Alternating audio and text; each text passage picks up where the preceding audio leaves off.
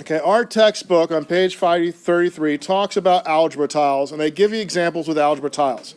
What you need to know about algebra tiles is that when they have a long rectangular one like this with an x, that is the same as saying x. When they have a big square one, notice how I'm making it the same, notice it's the same length as the x here. This width would be the same length as this too, because this is equal to x squared. Individual little boxes like this would be equal to 1 unit. If they give you a box with a plus sign in it, that's a positive 1 unit. If they give you a box like that with a negative in it, it's a negative 1 unit. Okay? As far as algebra tiles are concerned, I am not a big fan of the algebra tiles. I find that they add more confusion than anything else. I know some people can work with them, but when it comes down to actually taking a test or a quiz, you're not going to have a set of algebra tiles in front of you. And sitting there and drawing these boxes is really not going to help. So I don't teach with the algebra tiles. The textbook has them. We're going to ignore them for now. Okay? All right, so you asked what are vertical ones? If I drew it like this and put an X, that would still be an X. It's just a different way of placing the tile. So if I had this right here, if I had these two long rectangles and a little square here with a negative in it, this whole thing would be the expression 2x minus 1. So they're using these boxes to represent the variables and the numbers and to work with them. Okay? The x squared would look like this, the big square. So when they put them together like this, it's not multiplying, it's just adding. X plus a negative 1 is 2x minus 1. Okay? Now, I'm going to record this part just to say that the next slide is where we went over the homework problem. So those of you watching the video, this is a homework question that I'm going to go into next. To factor this one, first I would recognize that this, and this, the coefficients of all three terms have a common factor of what? 7. Well, just the coefficients have a common factor of 7. And I am recording this, so I'd appreciate it if people would not talk over it. So there's a common factor of 7. They all have an n as well. If they all have the same variable, then we would look to the lowest value variable, lowest value exponent as the common exponent. The lowest one would be an n to the 1, which would be just 7n. Dividing all three terms by that 7n, I would end up with 2n squared plus 1 plus n. Okay, to add more detail to this, we found that the common factor was 7n. So to find out what this part is, we would take that 14n to the 3, and that 7n and the 7n squared, we'd be dividing each of those terms by that GCF that we found. Doing that, we see that 14 divided by 7 would simplify to a 2. N cubed over n, when you have like variables being divided, you subtract the exponents. 3 minus 1 is going to give you a 2. This plus is still going to be positive here. And 7 divided by 7 is 1. N divided by n is 1. That's why that part simplifies to just 1. 7 divided by 7, again, is going to give me a 1. N squared divided by n would be 2 minus the 1 for the exponents there. So we end up with just an n to the 1, which is just n. take that and we multiply it by the greatest common factor to show our final answer like that. This is the first example that's on page 533. Okay, and they're going to add, they ask you to use the algebra tiles. As I said, I don't want to work with them. Here's the way that I factor trinomial. Well, first of all, this is called a quadratic. Does anybody know what a quadratic is? Four-term problem? You'd think that quad meant four, but The term that has more than it's any trinomial or binomial that has a exponent of 2. The simplest quadratic would be just plain x squared.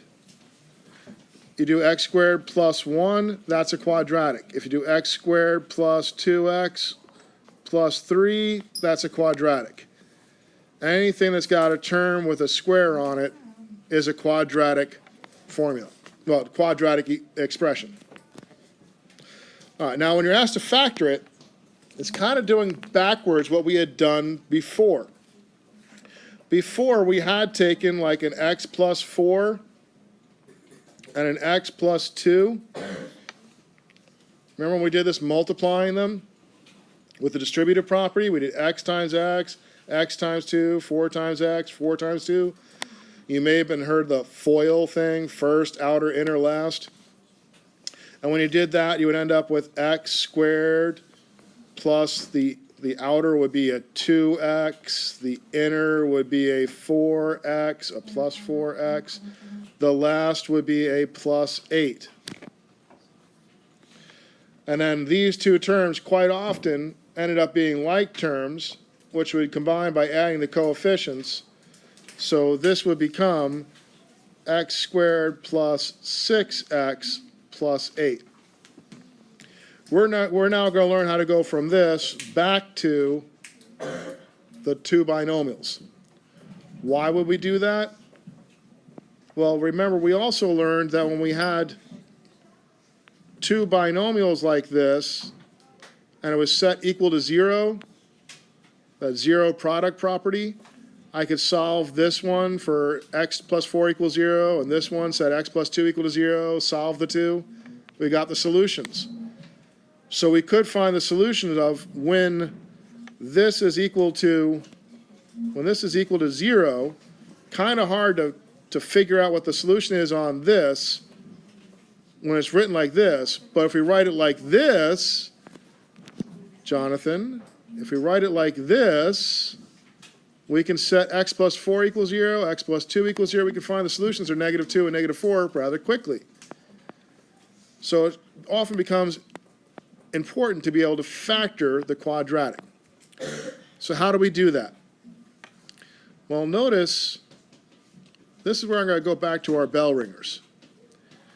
If I wrote 12 and 7 in our bell ringer here,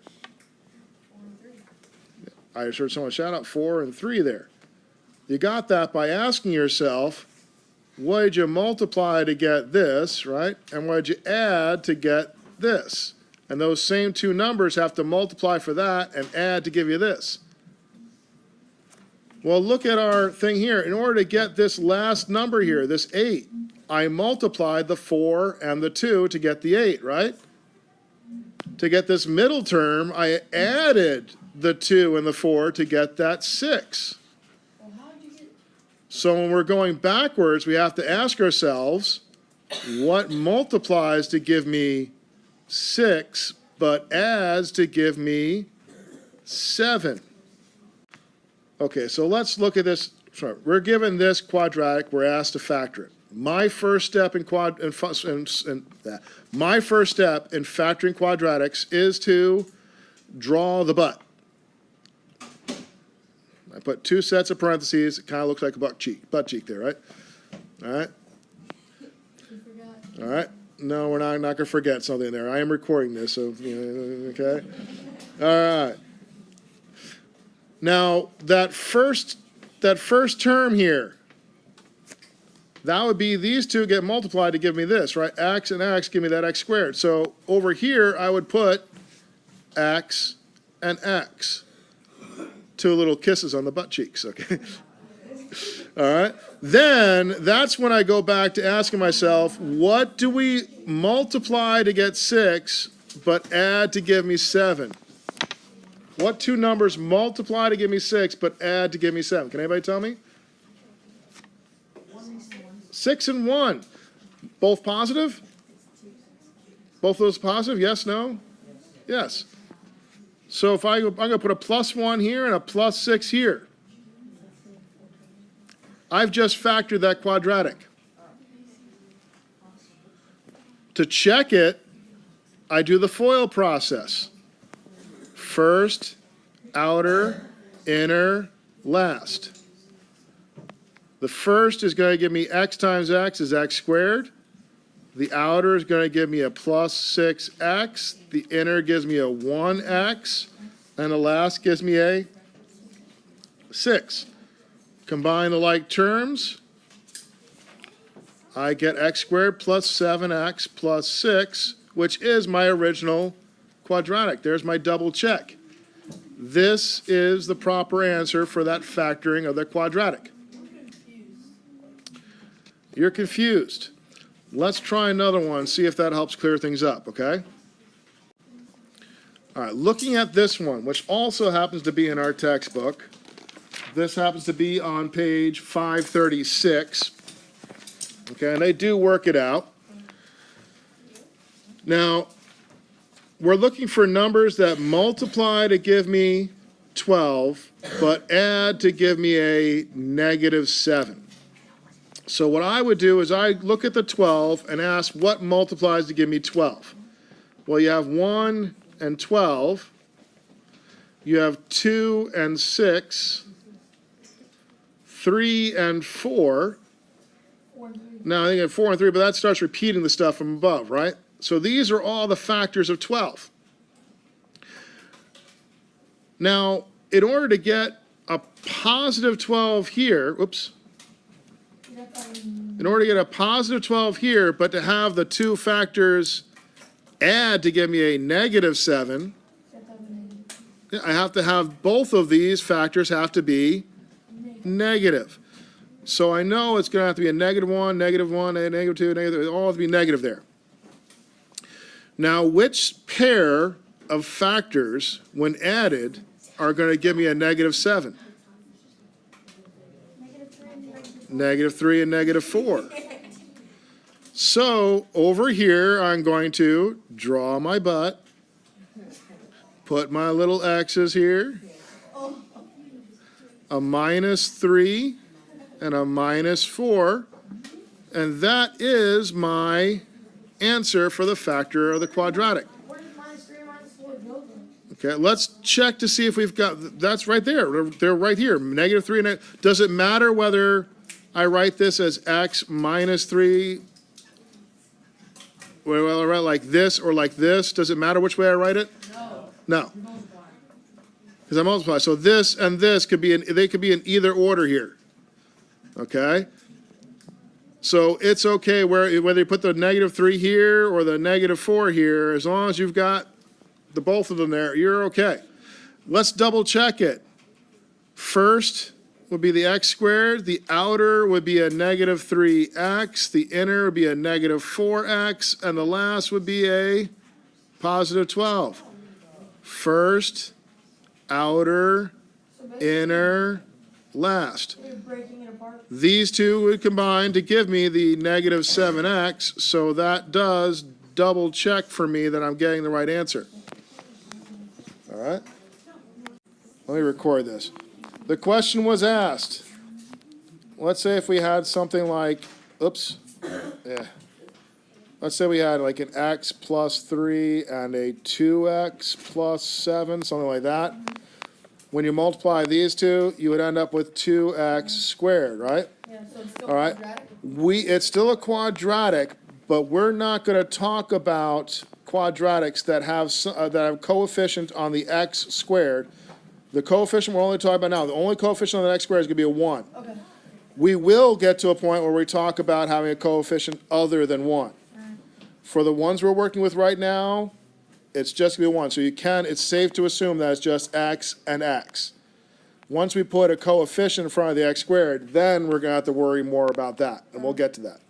Okay? All right, one last example here. Again, I'm going to start off by drawing the butt.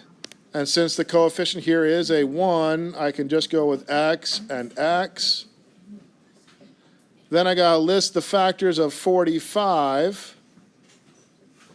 And just talk about two factors. 1 and 45 is the first one. Does 2 go into 45? No. 3 goes in 15. 4 doesn't. 5 and 9. 5 goes in 9 times. 6 doesn't, 7 doesn't, 8 doesn't. So these are your sets of factors here. Now, in order to get a negative 45, one of these has to be positive and one of them has to be negative. So I could have negative 1, negative 3, negative 5, or I could have a positive 1 and a negative 45, a positive 3 and a negative 15, or a positive 5 and a negative 9. Positive 4x. The only pair here, the only pair that will add up to a positive 4 Positive 9, negative 5. is the positive 9 and the negative 5. It's a negative 5, right? Yep, so I'm going to do a minus 5 here and a plus 9 here. Yay. Is that the answer? And that would be the answer.